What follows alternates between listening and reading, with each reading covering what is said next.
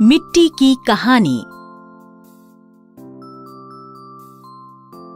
मैं मिट्टी हूँ और मैं आप सभी के जीवन में महत्वपूर्ण भूमिका निभाती हूँ। मैं पौधों को पोषण और पानी प्रदान करने के लिए जिम्मेदार हूँ। मैं पेड़ों को सहायता प्रदान करती हूँ और मैं कृषि के लिए बहुत महत्वपूर्ण हूँ। इसलिए मैं आप सभी के लिए महत्वपूर्ण हूँ। मुझ में काफी पानी है और छोटे कीड़े भी हैं। ये पौधों और फसलों को बढ़ने में भी मदद करते हैं। अगर मैं अच्छी गुणवत्ता की हूँ तो आप अच्छे अनाज, सब्जियाँ, फल, मेवा आदि खा सकते हैं। मुझे बनने में हजारों साल लगते हैं और मेरी एक लंबी कहानी है। अपनी कहानी साझा करने के लिए मैं आपको झारखंड के एक गांव में ले जाऊंगी और आप सभी को बाबुल और बाबू से मिलवाऊंगी। हम इस वीडियो में मिट्टी के विभिन्न पहलुओं को जानेंगे। बाबुल बाबुल इधर आओ। क्या चाहिए भाई? मैं इन मिट्टी के मुखौटों को बनाने में बाबा की मदद करना चाहता हूँ। हालांकि इसमें छोटे कंकड़ हैं। क्या तुम इस मिट्टी से कंकड़ को अलग कर सकते हो? भाई, आप इसे एक छलनी से अलग क्यों नहीं करते? मुझे लगता है कि कंकड़ आसानी से अलग हो जाएंगे।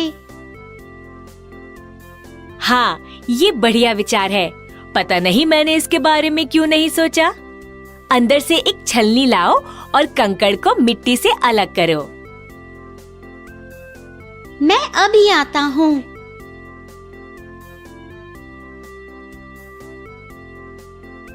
जब भी बाबा मिट्टी लाते हैं, वह नरम और अच्छी होती है। मुझे आश्चर्य है कि इस बार कंकड़ कैसे आए। लगता है मिट्टी अलग जगह से लाई गई है। जबकि बच्चे मुखौटे तैयार कर रहे हैं, क्या आप उन चीजों को सूचीबद्ध कर सकते हैं जो आपको मिट्टी में मिलती हैं? बाबुल, ये मुखौटे तो बन गए हैं। चिकनी मिट्टी भी खत्म हो गई है। बाबा मुझसे कुछ दीपक बनाने के लिए भी कह रहे थे। हमें मिट्टी कहाँ से मिलेगी अब? आसपास कुछ चिकनी मिट्टी भी नहीं है। जाओ, बाबा से पूछ कर आओ। ठीक है भाई। भाई, बाबा कह रहे हैं कि हम रामनाथ चाचा के घर से मिट्टी ला सकते हैं। आओ, फिर चलें।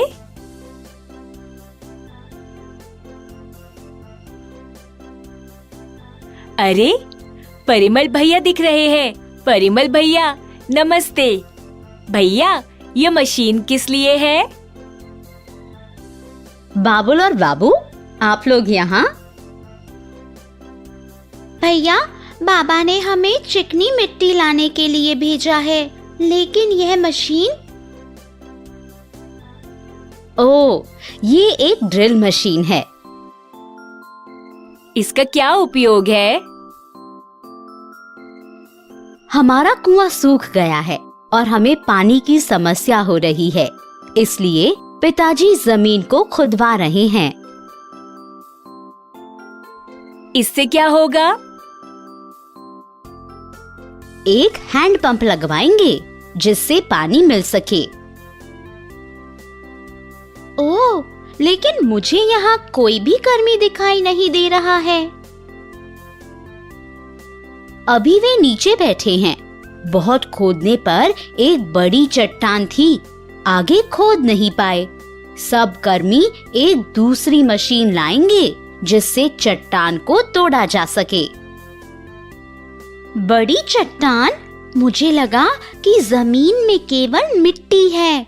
जब मैं अपने घर पर पौधे लगाने के लिए खुदाई करता हूँ तो मुझे कोई बड़ा पत्थर नहीं मिलता है।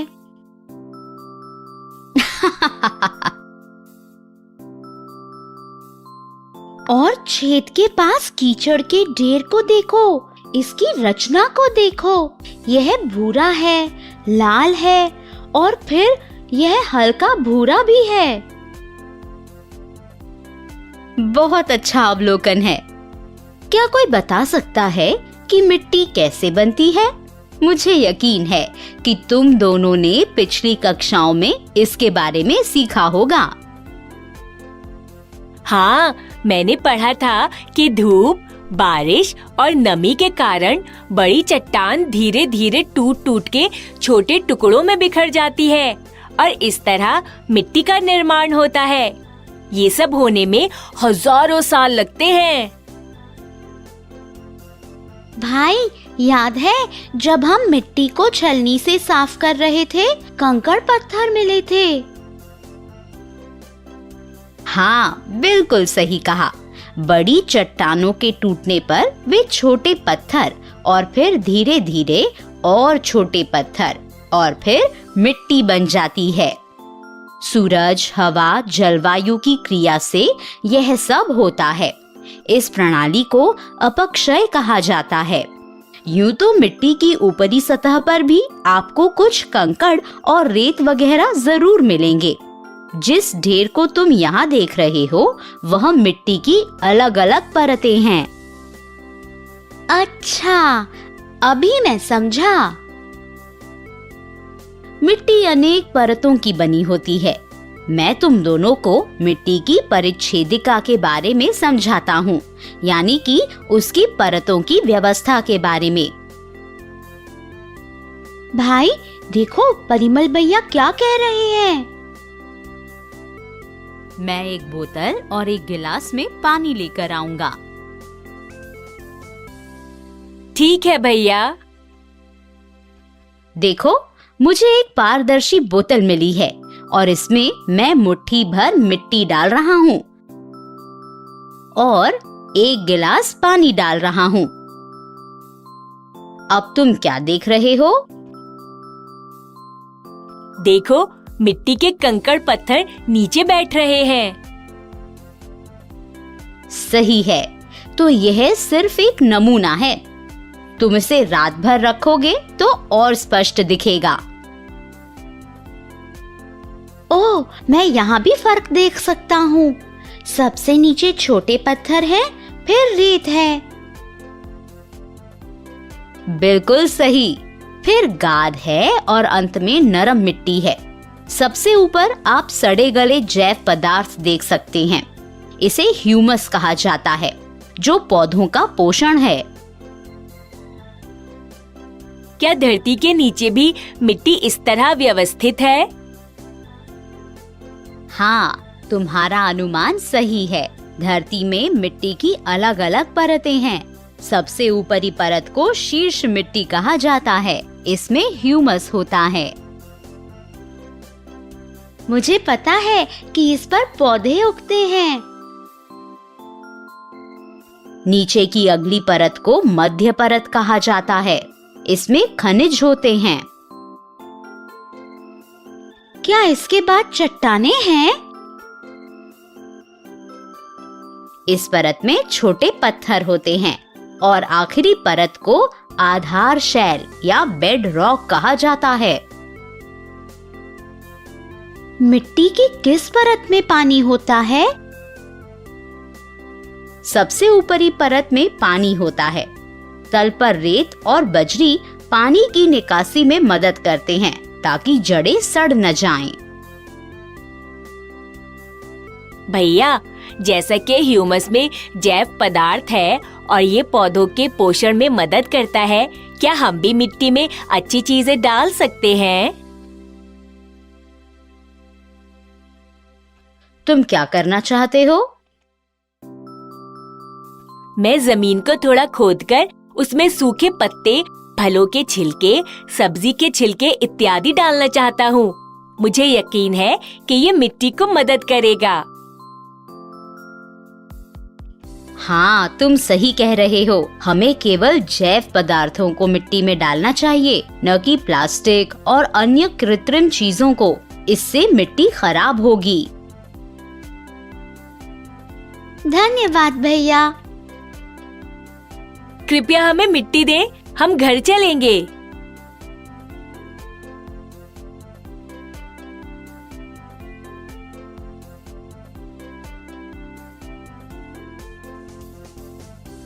जरूर।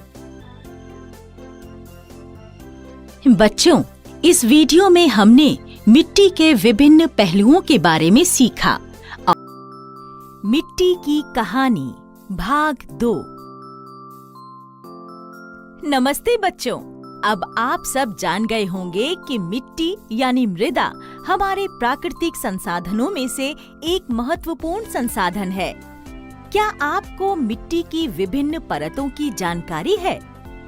अच्छा बताइए कि मिट्टी की सबसे ऊपरी परत कौन सी होती है? सही बताया आपने, सबसे ऊपरी परत ह्यूमस होती है, जो सड़े गले जैव पदार्थों से बनी होती है। मेरे मन में एक सवाल है जिसका मुझे उत्तर नहीं मिल रहा। क्या मिट्टी सब जगह एक जैसी होती है या विभिन्न जगहों की मिट्टी जैसे नदी का किनारा, बगीचे की मिट्टी अलग प्रकार की होती है? चलिए आप और मैं इस सवाल का जवाब ढूंढने के लिए एक गांव में चलते हैं, जहां 2 बच्चे इसी सवाल को लेकर कुछ बातचीत कर रहे हैं। इस कहानी का उद्देश्य है क जानना कि मृदा के प्रकार क्या हैं, ख मृदा के गुणों के बारे में समझना। ये नीलू और मीनू हैं। इन दोनों ने घर में अपना अपना एक पौधा लगाया था। नीलू का पौधा तो हरा भरा हो गया है, पर मीनू का पौधा न जाने क्यों हरा भरा नहीं हुआ है। वे दोनों इसी के बारे में सोच रही हैं। अरे नीलू, देख ना, मेरा पौधा तो कैसे सूखा जा रहा है। मैंने तो इसमें सही मात्रा में पानी डाला, धूप में भी रखा और यहाँ पर्याप्त हवा भी है, पर फिर भी ये हरा भरा नहीं हुआ। हाँ मीनू, मैं भी यही सोच रही हूँ। मेरे पौधे को भी मैंने पानी, सूर्य की ऊर्जा, हवा, खाद दी और तुमने भी। ऐसा क्या अलग हुआ होगा तेरे और मेरे पौधे में? चल एक बार पानी डालकर देखते हैं कि क्या होता है। मीनू और नीलू पहले नीलू के पौधे में पानी डालती हैं और फिर मीनू के।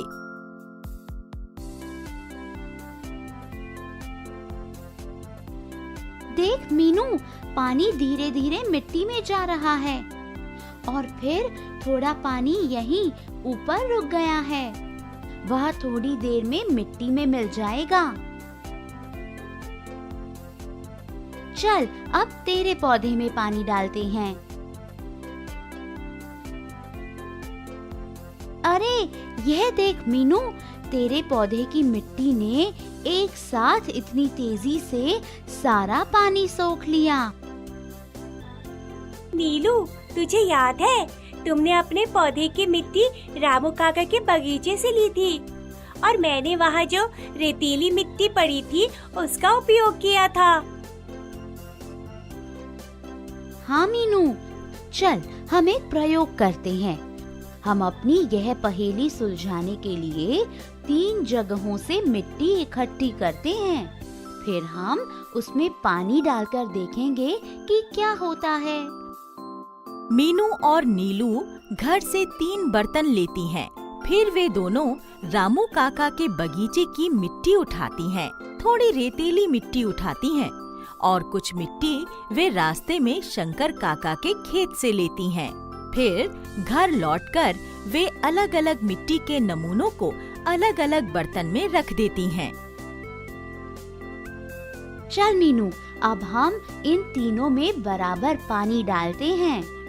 वे दोनों तीनों नमूनों में पानी डालती हैं, पर उनको कुछ समझ नहीं आ रहा है। नीलू, मुझे लगता है कि हमें कुछ और तरीका सोचना पड़ेगा। ऐसे तो कुछ निष्कर्ष नहीं निकल रहा है। एक विचार है मीनू, हम मोटे कागज की कीप यानी फनल बनाते हैं।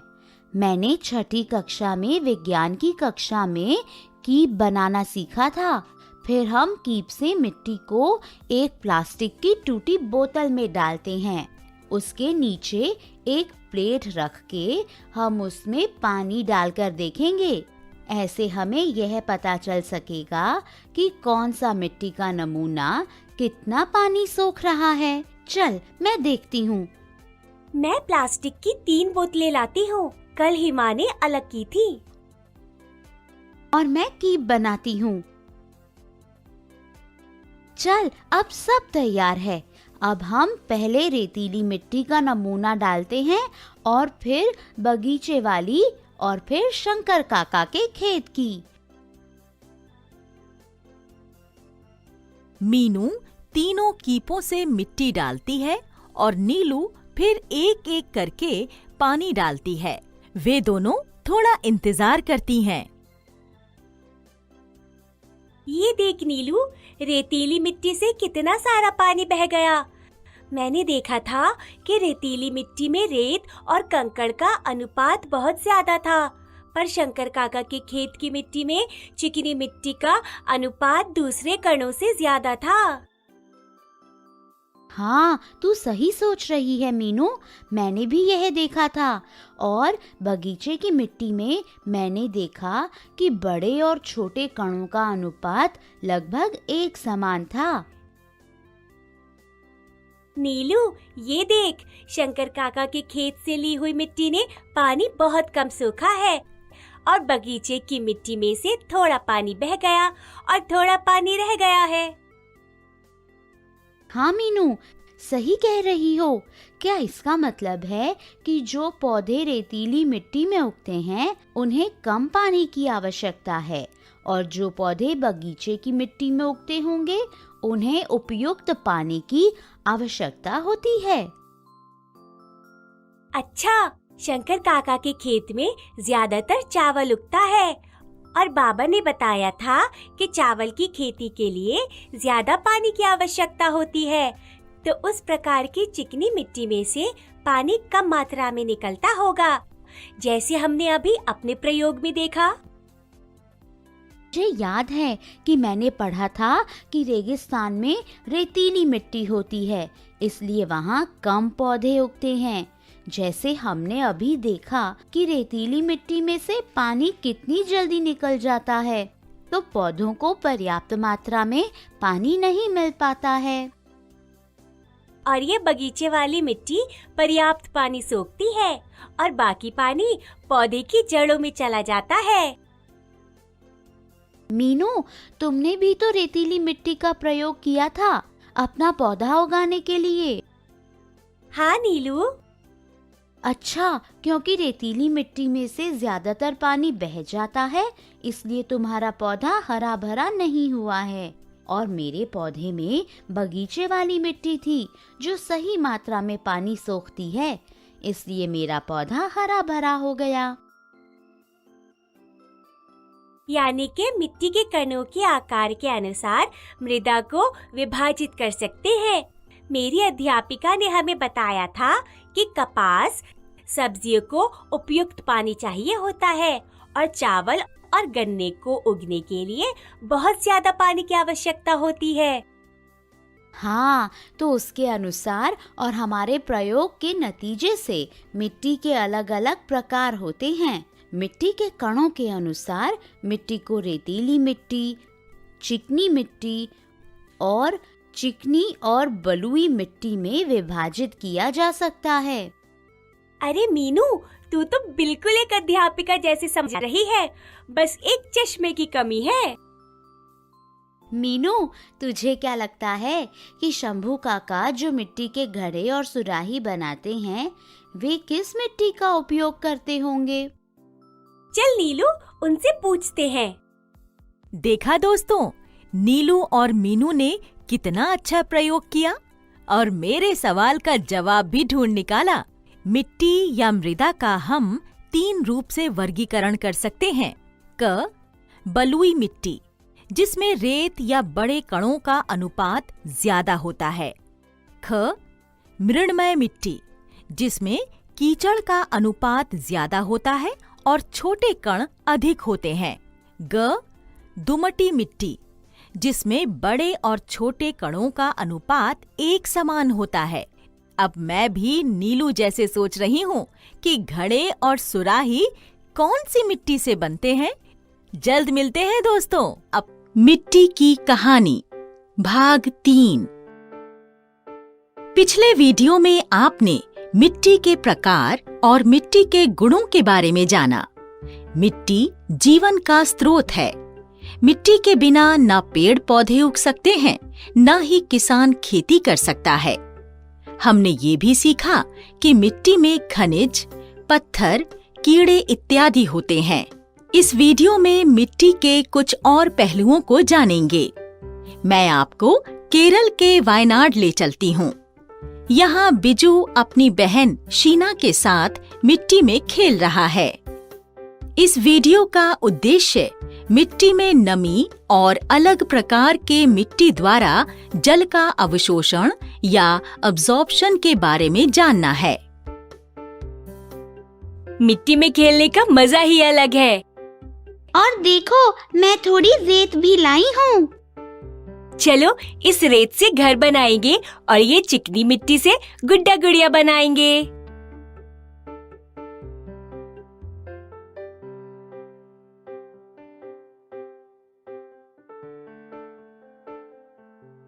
बीजू, यहाँ देखो, रेत से बना घर बार बार टूट रहा है।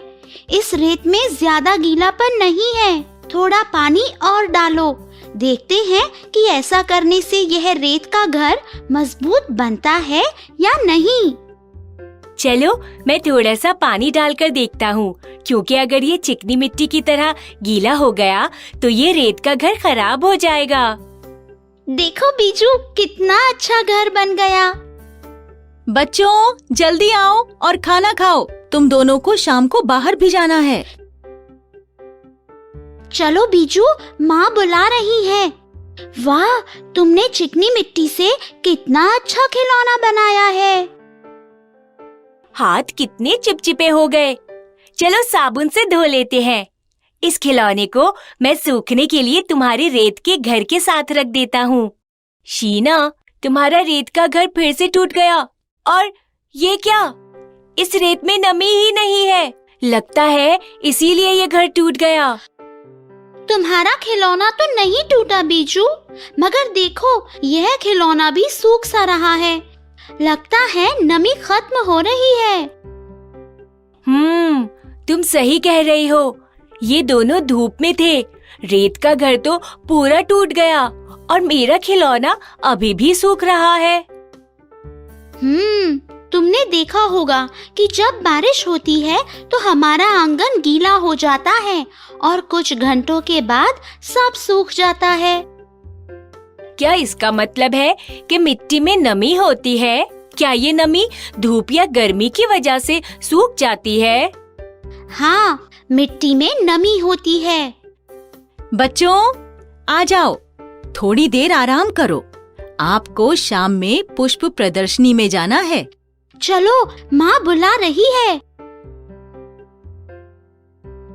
जब तक बच्चे आराम करेंगे, हम एक छोटा सा प्रयोग करते हैं। 2 कांच के गिलास लें। इन दोनों में थोड़ी मिट्टी डालें। एक गिलास को एक जगह पर रखें। दूसरा गिलास लें और इसे थोड़ी देर के लिए उबालें। आपने क्या देखा? बच्चों, जल्दी तैयार हो जाओ। पुष्प प्रदर्शनी सिर्फ 8 बजे तक ही खुली है। आ रहे हैं अच्छा। बीजू, जल्दी करो। अच्छा, आज हम मिट्टी से खेल रहे थे। हमने रेत का घर और चिकनी मिट्टी से खिलौने बनाए, लेकिन हमने देखा कि हमारा रेत का घर टूट गया और चिकनी मिट्टी का खिलौना भी सूख गया। ऐसा क्यों हुआ होगा? मिट्टी में पानी होता है। इसकी वजह से मिट्टी में नमी होती है। जैसे हमें पानी की आवश्यकता होती है, वैसे ही मिट्टी को भी पानी की जरूरत होती है। पेड़ पौधे जो उगते हैं। हाँ, मिट्टी में पानी होने की वजह से पेड़ पौधों को पोषक तत्व मिलते हैं।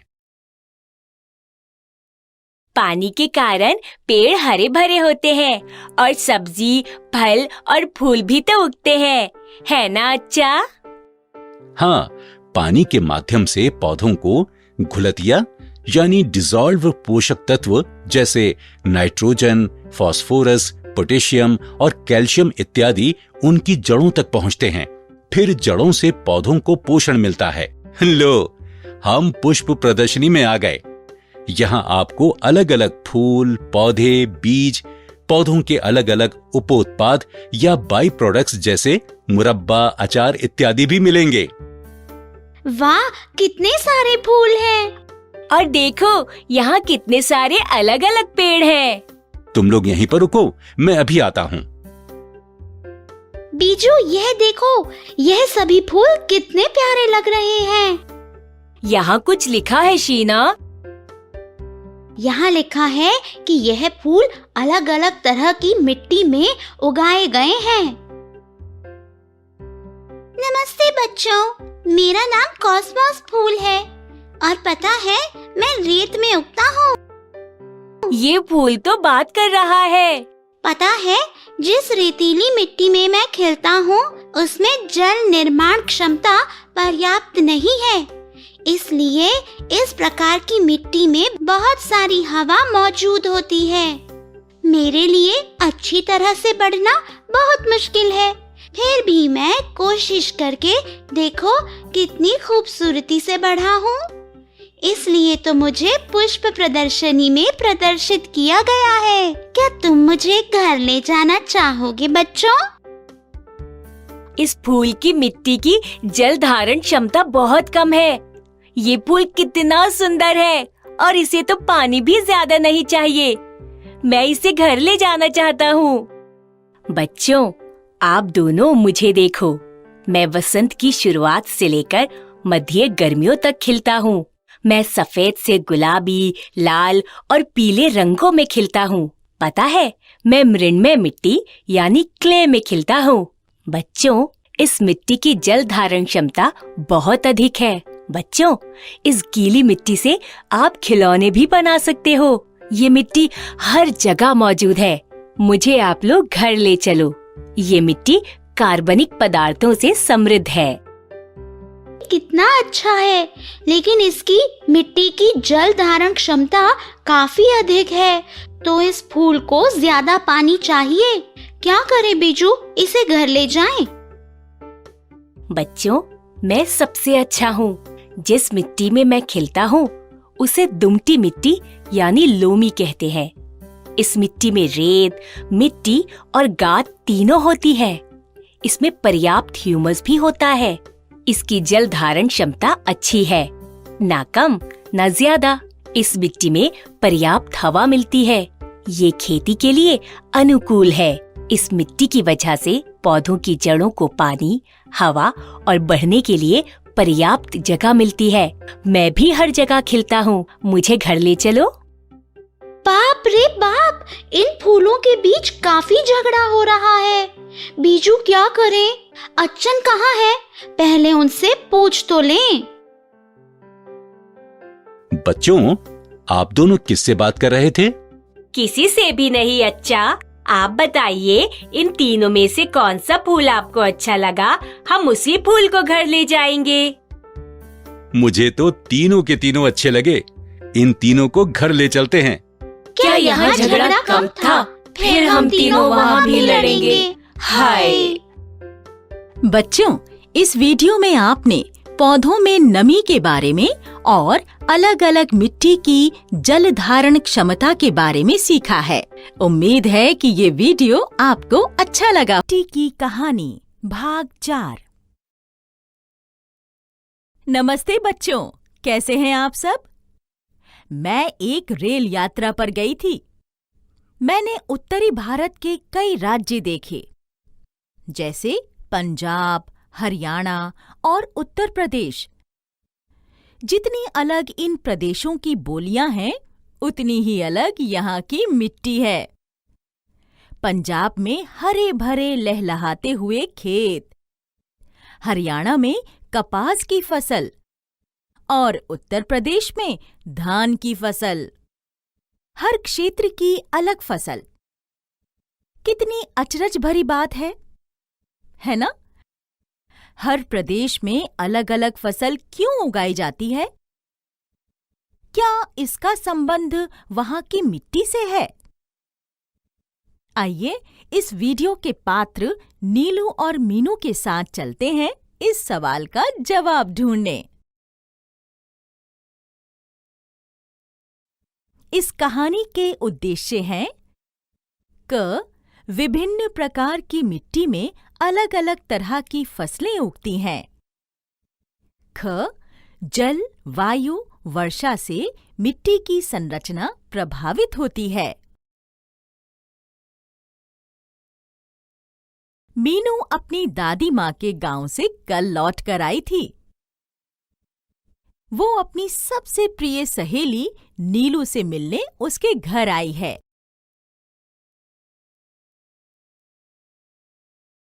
कैसी हो मीनू? कब आई तुम अपनी दीदी के गांव से? मैं कल लौट कर आई नीलू। सुना था कि वहां बाढ़ आई थी। हाँ नीलू, पर कुछ नुकसान नहीं हुआ।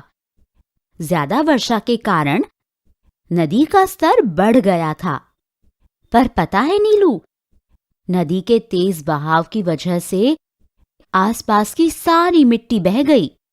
दादी बता रही थीं कि नदी के किनारे की मिट्टी बहुत उपजाऊ होती है। हाँ, सच में मीनू, नदी के किनारे कितनी हरी सब्जियां उगती हैं। नदी किनारे की मिट्टी कितनी गीली और चिपचिपी होती है, पर हमारे आसपास की मिट्टी रेतीली लगती है। पर इसकी वजह क्या है? मिट्टी पर बदलते मौसम का प्रभाव पड़ता है। जैसे कम वर्षा होने से मिट्टी सूख सी जाती है ना? दादी ने कहा था कि नदी के पानी के तेज बहाव के कारण मिट्टी पानी के साथ बहकर नदी के किनारे इकट्ठी हो जाती है। मीनू, मुझे एक विचार आया है। चल इस प्रश्न को लेकर एक प्रयोग करते हैं। कैसे प्रयोग नीलू? चल हम मिट्टी का एक छोटा पहाड़ बनाते हैं। फिर उस पर तेज धार से पानी डालेंगे। हमने पढ़ा था कि नदियां पहाड़ी क्षेत्र से मैदानी क्षेत्र की तरफ बहती हैं। मीनू और नीलू बाहर जाकर मिट्टी का एक छोटा पहाड़ सा बनाती हैं। चल मीनू, अब हम इस पहाड़ के ऊपर से ये पानी डालते हैं। देख नीलू, यह पानी ऊपर से सारी मिट्टी अपने साथ बहा ले जा रहा है। चल थोड़ी प्रतीक्षा करते हैं। देख मीनू, अब वो जो पानी के साथ मिट्टी बहकर आई थी, वो यहाँ नीचे पानी के पास जमा हो गई है। अरे हाँ, ऐसे ही नदी के पानी के तेज बहाव के कारण नदी के पानी के साथ आई हुई मिट्टी नदी के किनारे पर इकट्ठी हो जाती है और नदी किनारे सारे क्षेत्रों से गुजरती है। तो नदी का पानी अपने साथ हर जगह की कुछ मिट्टी अपने साथ लेकर आता होगा। देखा, इसीलिए एक नदी के किनारे की मिट्टी इतनी उपजाऊ होती है। चल नीलू, माँ ने फल लाने को कहा था, बाजार चलते हैं। देख मीनू, इधर की मिट्टी कितनी लाल है। हाँ नीलू, पता है दादी के गांव में मिट्टी काले रंग की थी।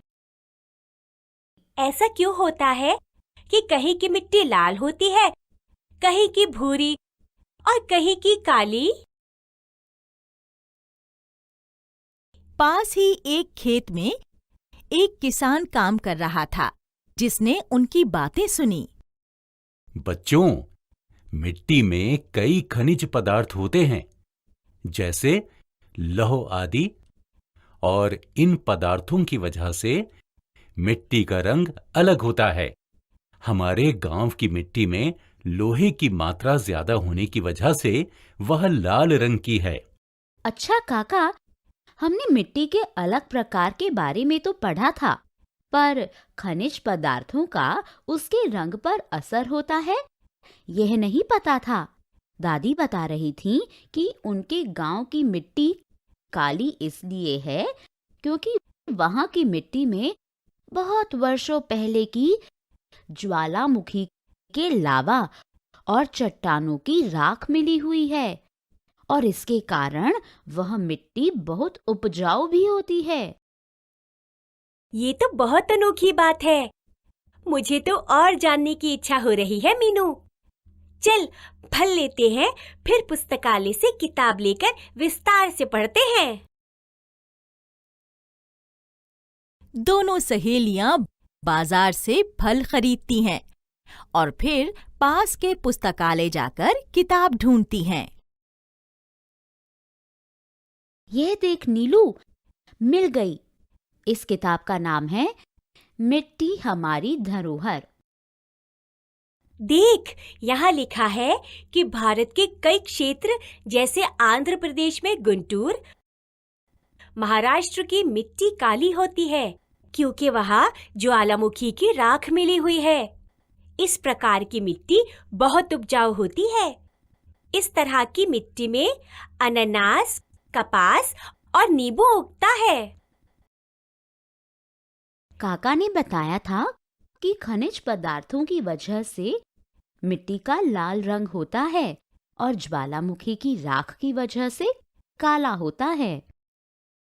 इसका मतलब है कि भिन्न भिन्न तरह की मिट्टी अलग अलग तरह की फसलों के लिए उपयुक्त है। अच्छा, तभी जब मैं रेलगाड़ी से सफर कर रही थी तो मैंने देखा था कि जगह जगह भिन्न भिन्न तरह की फसलें लगी हुई थीं। कहीं गेहूं उग रहा था तो कहीं कपास। तो इसका मतलब है कि अलग तरह की फसलों के लिए अलग तरह की मिट्टी की आवश्यकता होती है। चल मीनू, घर जाकर एक सूची बनाते हैं कि कौन सी मिट्टी किस फसल के लिए उपयुक्त है। फिर कल टीचर जी को दिखाएंगे। दोनों सहेलियां घर पहुंचकर एक सूची बनाती हैं। दोस्तों, आप भी एक सूची बनाइए। देख नीलू, यह जो फल मैंने खरीदे हैं वे सारे अलग अलग क्षेत्रों में उगते हैं। हाँ, मैं ठंडे प्रदेश हिमाचल प्रदेश में उगता हूँ। मुझे बलुई और मृणमय मिट्टी की आवश्यकता होती है। और बच्चों, मैं ऐसे क्षेत्र में उगता हूँ जहाँ सूर्य का प्रकाश और नमी दोनों हो, जैसे आंध्र प्रदेश, महाराष्ट्र आदि। मुझे मृणमय मिट्टी और बलुई के मिश्रण की आवश्यकता होती है। मीनू, तो क्या बाढ़ का आना या ज्वालामुखी का फटना, इन सब बातों का असर मिट्टी के उपजाऊपन पर होता है? कल जब टीचर जी को ये सूची दिखाएंगे तो उनसे इस सवाल का जवाब भी अवश्य पूछेंगे। तो बच्चों, देखा आपने कि अलग तरह की मिट्टी जैसे मृणमय और दोमटी मिट्टी, लाल और काली मिट्टी गेहूं और चने की फसलों के लिए उपयुक्त हैं। वैसे ही भिन्न भिन्न फसलों के लिए सही प्रकार की मिट्टी का होना आवश्यक है। अब मुझे भी मेरे सवाल का जवाब मिल गया कि मिट्टी के विभिन्न प्रकार के अनुसार किसान उसमें फसल उगाते हैं। तो बच्चों, अब हम जल्द मिलते हैं अपने अगले वीडियो के साथ।